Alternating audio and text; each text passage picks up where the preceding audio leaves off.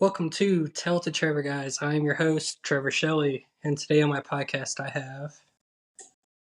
I'm the Thespian, J.S. Hawthorn.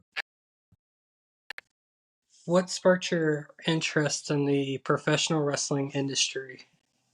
A lot of things. Probably early on, my dad talking about guys like Cactus Jack and Terry Funk and Roddy Piper. And then once I kind of started injecting different kinds of media, probably the biggest catalyst of like, hey, I could do that. Like it's possible for someone to become a pro wrestler was Nacho Libre, and you're like, it can't be that easy to get into pro wrestling. And it turns out, at least in my part of America, it's pretty easy. Who were your wrestling mentors growing up, like wrestlers you idolized? That I like as a fan, just kind of like that. Yeah. So definitely Mick Foley, Undertaker. I'm just purely a fan. I was a big fan of Abyss. Um, Trying to think of just in that. I don't know. Those are an easy three that just kind of come to mind. How did you get your start in the wrestling world? On the last day in the last class, in the last like 20 minutes of my college career, getting my degree in theater performance, I said to my friends, "Hey, I really like pro wrestling, and I'd like to pursue that." Someone in my major said, "I train in Hazleton, which is like 40 minutes from Bloomsburg," and I was like, "That's not far at all." So I graduated in 2018 in the winter, and then in January of 2019, I started training at the Sanctuary with the supremely great John Patrick Trotsky and Bad Billy Walker, Mark Davilo. John being the former head trainer of the Wild Samoan Training Center under Off of the Wild Samoan, and Billy being Johnny Rods' former head trainer at Gleason's. Okay. What was your first wrestling match like? What was the last part? What was your first wrestling match like? So what I consider my first match, so I trained for a couple months. My first match I consider versus Jordan Palco at WXWC4. That was Samu's promotion up in the Northeast. It wasn't good. It definitely was. It was clearly two guys that just started out, and at least for my part, I wasn't really sure on who I was yet.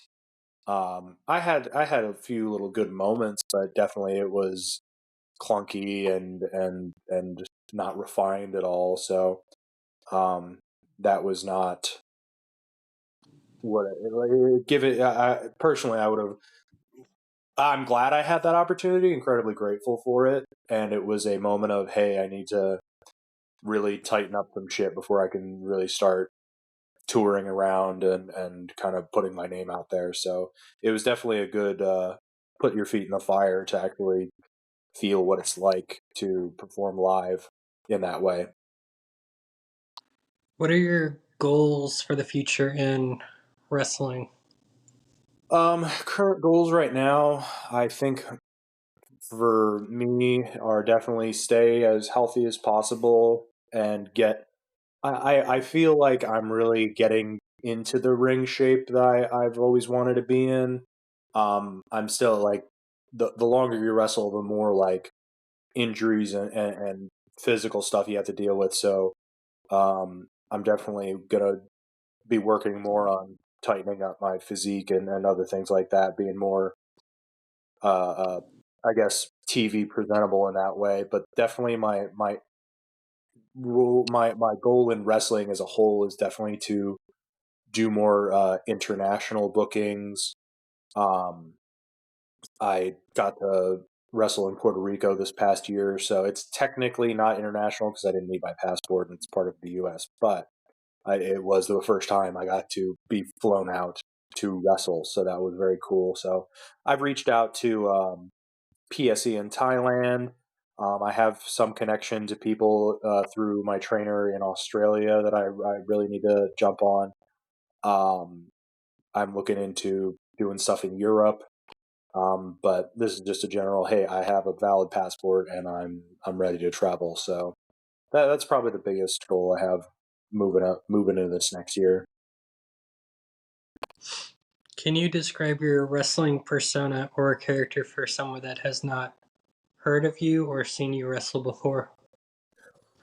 For those of you uncultured swine who do not know who I am the Thespian J.S. Hawthorn, otherwise known as the character assassin. For every role I play, I kill it, otherwise known as the drama daddy, otherwise known as the ultimate opera tunist.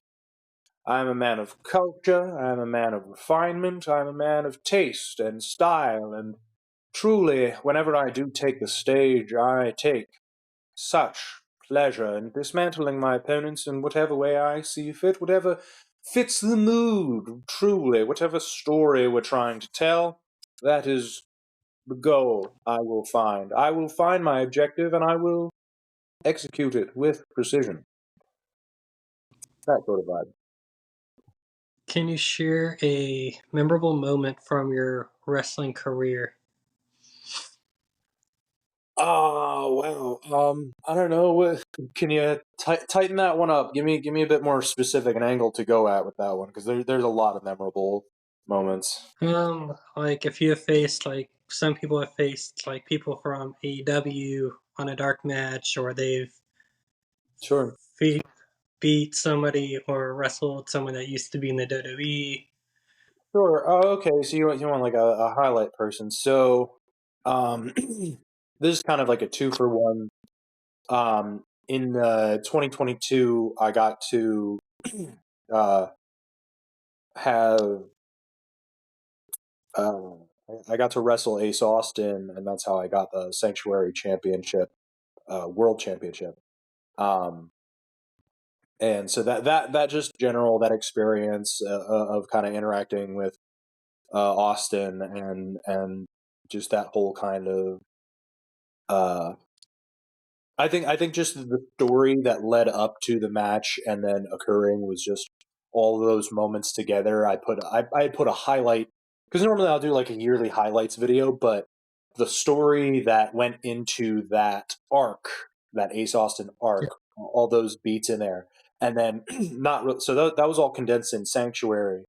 But also part of that was um, Ace Austin went to what I forget which school it was, but in the region of Pennsylvania, and he did a fundraiser for the theater department at his high school. And on that show, he booked me, and I got to wrestle Rich Swan, who is phenomenally smooth. Um, so, and that's it. Not to say in contrast with Ace. Ace is incredibly fluid, but he's definitely.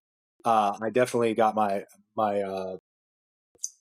bell rung with Ace. He definitely he throws it and means it. So not to say Rich isn't a serious fighter, but Rich is a different energy. He has a lot more fun and is his entertainment style is very very enjoyable to not only watch but to also work with. So it was definitely really 2022 was a real good. I felt a good turning point for me that not only are people seeing the value in my work, but my coworkers and people that I would wrestle with understand that I can be placed in any role and excel. Can you describe the feeling of winning your first championship? Um, so I had I don't know.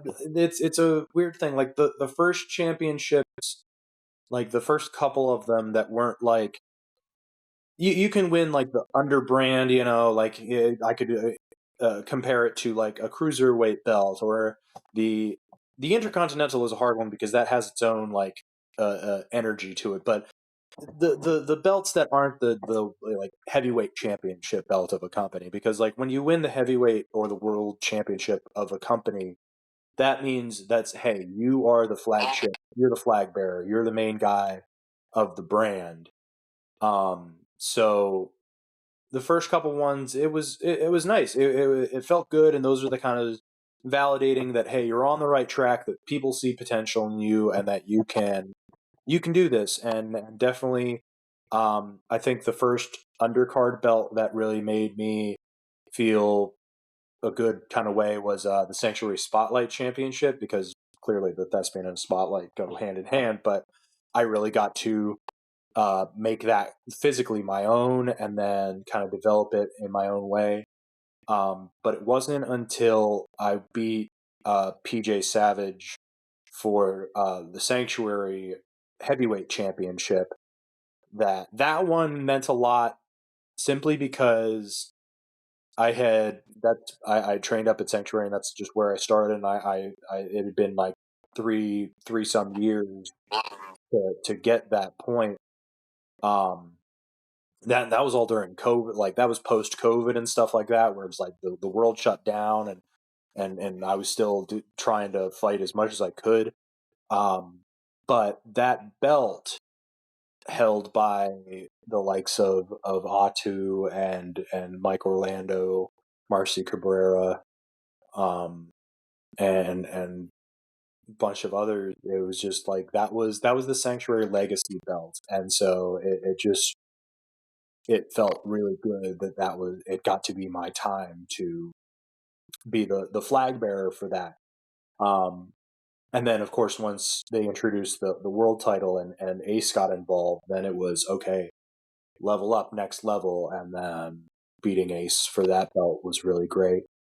Um, so that was the first one, and then most recently winning, having the arc of that was great. And then my first like heavyweight belt outside of the Sanctuary was just recent, this past year at Three Legacies Wrestling. I got to cash in on Shannon Moore and Bro Keller and go on a run with that belt. And so that was my first, outside of my home brand, someone else, and of all people, Ricardo Rodriguez, seeing my potential and being like, oh, this guy has all the tools to be trusted with a brand, and that meant everything to me. Yeah. How do you handle the mental and emotional aspects of wrestling? Oh wow. Sometimes you don't. uh, Sometimes you really have to just suppress and push down.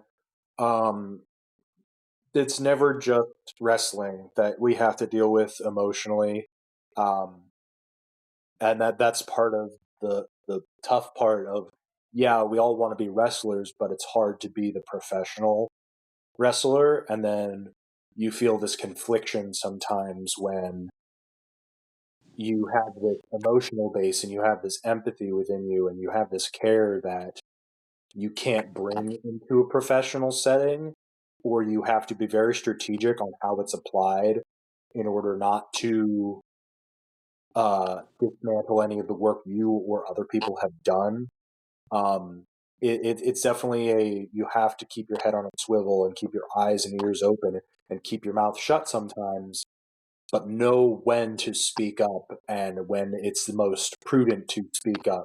That there are certain things, yes, it's very important. You need to advocate, and you need to stop certain abuses from happening. But it's a personal thing, and it comes down to each of us in our own time, and not everyone is going to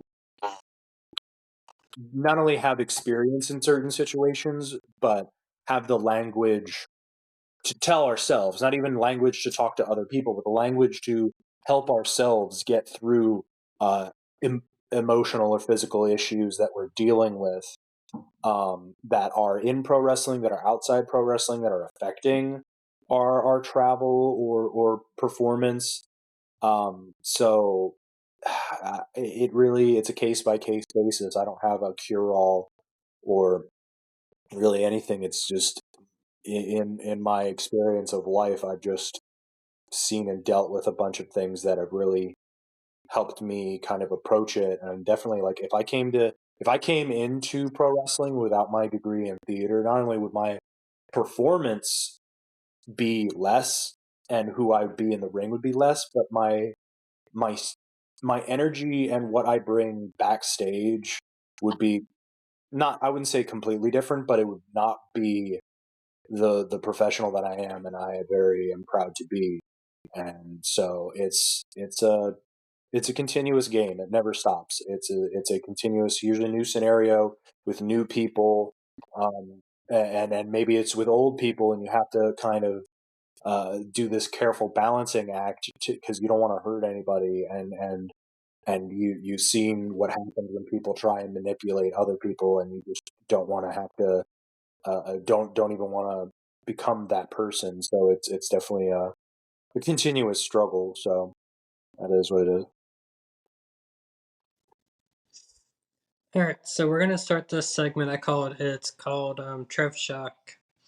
So if you listen to Stone Cold's podcast, or if you're in a business meeting, those those speed questions. Mm-hmm. So mine is you got 50 seconds to answer 6 questions. They are basic questions, in my opinion, and I think the time is to be 38 seconds. Okay. Yep. All right, you ready? Sure. All right. Favorite pre-show snack?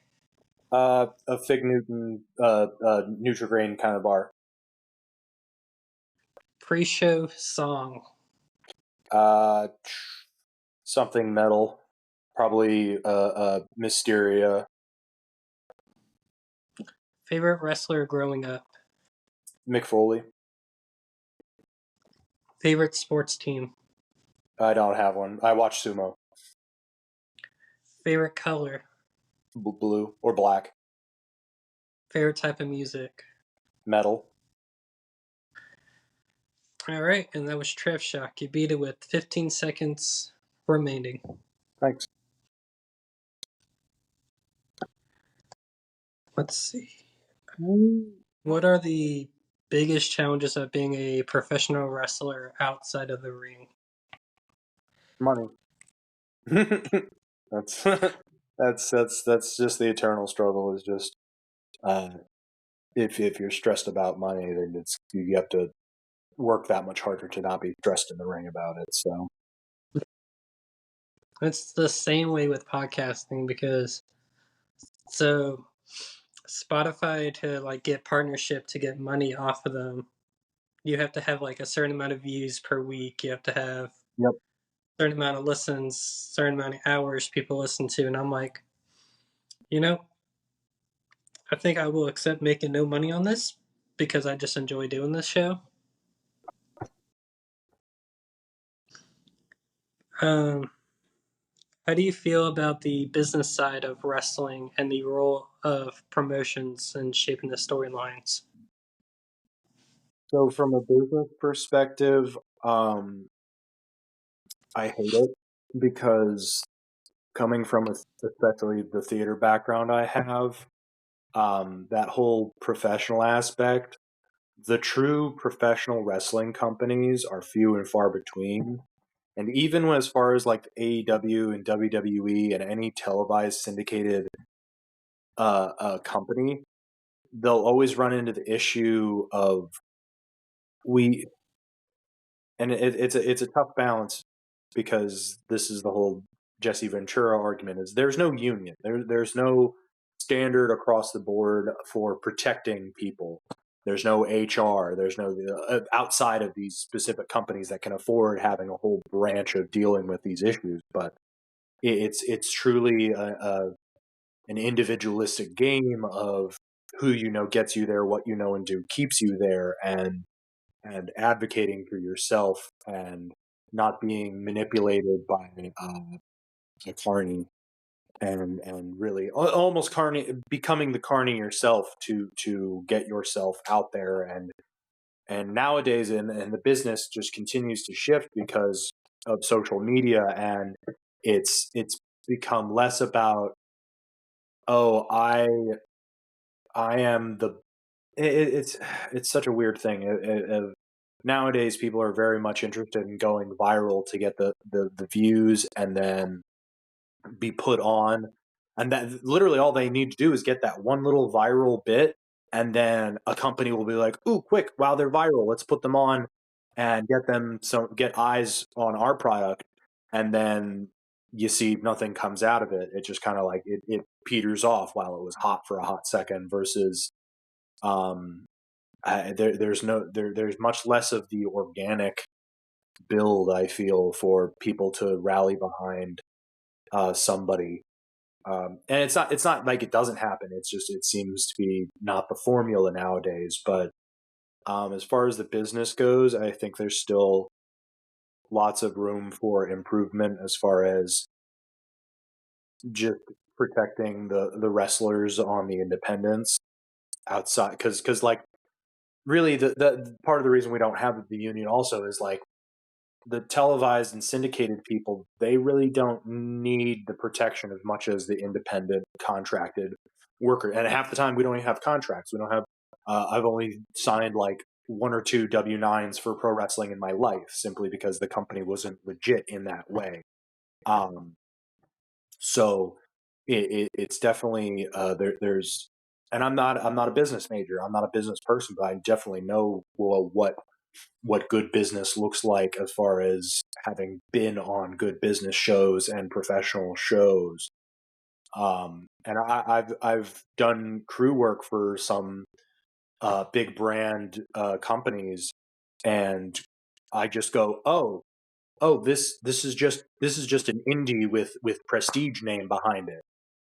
Oh, okay, that's crazy to think about. People wouldn't think it's like, oh wow, this is a big name company, but they operate like a small town indie on some of their like things that they do. They just happen to have the name behind it. But it's the business.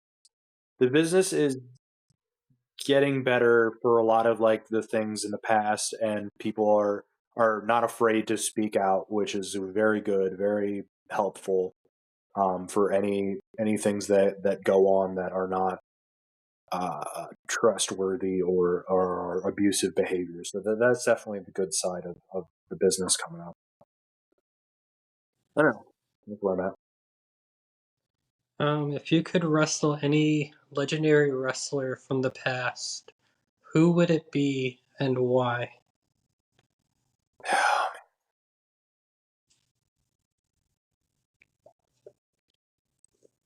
I don't know. I definitely want to wrestle Mick.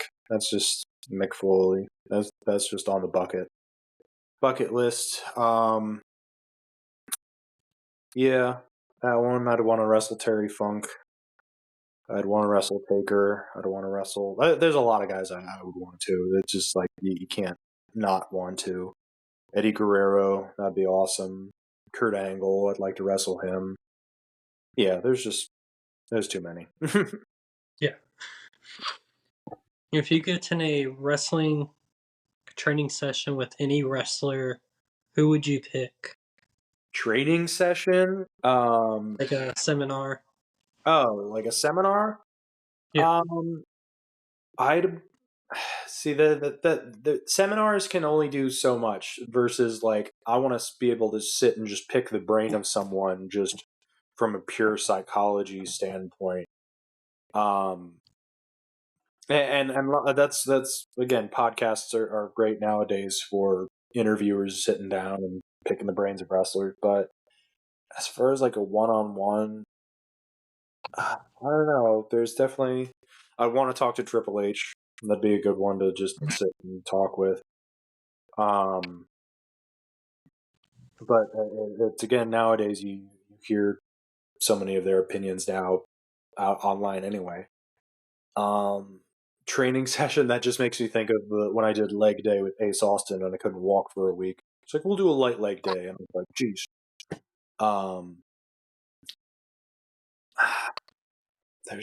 There's so I Abyss. I'd like to definitely sit down and talk to him and pick his brain, because he's a producer now at WWE, and he produced that CM Punk Drew McIntyre cage match, among other matches. I'm sure he had something to do with the ladder match, probably most recently at the Rumble. So definitely Joseph Park.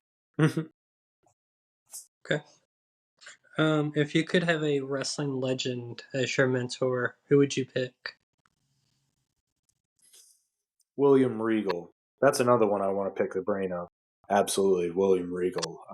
He just because, like, not even just behind the scenes thing, but he would also fit my gimmick phenomenally to be an on stage manager, and be in that position to kind of fit my vibe of, yeah, I'm proper, like Regal. He I definitely emulate a lot of his work now, because it's that beautiful mix of, I know how to kill a human with my bare hands, but I'm doing you the professional courtesy of not. And I'm so comfortable with who I am that I can be a clown. I can be a complete fool. I can play the comedy. I can play the tragedy. I can be all those things. And he is such a person of that ilk that I feel that it would suit me phenomenally. Um, what hobbies bring you joy outside of the wrestling world? So I play some guitar, I play some video games. Mostly what gets my creative juices out are, as an artist, I do tabletop crafting stuff, as far as like terrain for games, or just decorations, dice towers, little figures. I just finished making some tanks for this one game that I'm gonna get to play soon. But yeah, so I made like a crafting page, JSHcraft, on Instagram and stuff, where people can commission me for work. I don't often just kind of make something for the sake of making something, unless I really am inspired to do so. So I rely on, not. I hate it sometimes that I'm like, I need to make art for money versus just making art for the sake of making art. But so yeah, crafting those things, and I'm not very good at two-dimensional uh, painting and drawing and stuff like that, but I definitely really enjoy the making three-dimensional objects. It brings me a lot of joy. Okay. And then, what is your favorite gear that you have ever had made? Had made, I make a lot of stuff my own that I just kind of like piecemeal together from other stuff. As far as like stuff that I've bought, I've only technically bought one set of gear that I had made. Um, Okay.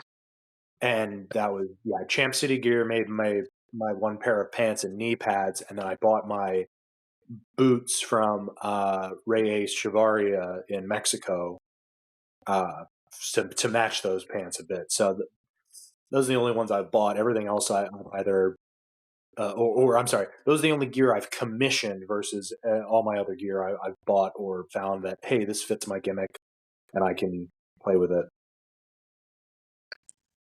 And then the final question is, where can I find you on social media? I don't have all of them off the top of my head, but you can usually find j.s._Hawthorn. That's usually where you can find it, on Instagram, Twitter, those sort of things. I think I deleted my ex Twitter, whatever the heck. So you can still follow me on there. It doesn't matter to me. Threads, same deal. I only kept my social medias around for pro wrestling. Other than that, I'm not on there much. But yeah, you can YouTube JS Hawthorn, Facebook JS Hawthorn. It's all. If you look hard enough, you'll find it. It's not. not many people have my name, so that's not hard to find. And then thank you, JS, for being on the podcast today. Of course. Thanks for having me. Shout out to the sponsors of Apple City Championship Wrestling, Wrestling Evolution, and TBD Wrestling. And then, guys, we're still doing this giveaway where wrestlers and fans, you guys just go to my Instagram page or Facebook or wherever, and you guys can enter in to win a t-shirt out of 5 designs. You pick the design. We had a professional company design them. So, and I'll have a random winner picked by the time WrestleCade hits Winston-Salem the weekend of Thanksgiving. All right. And then see you next time. Take care.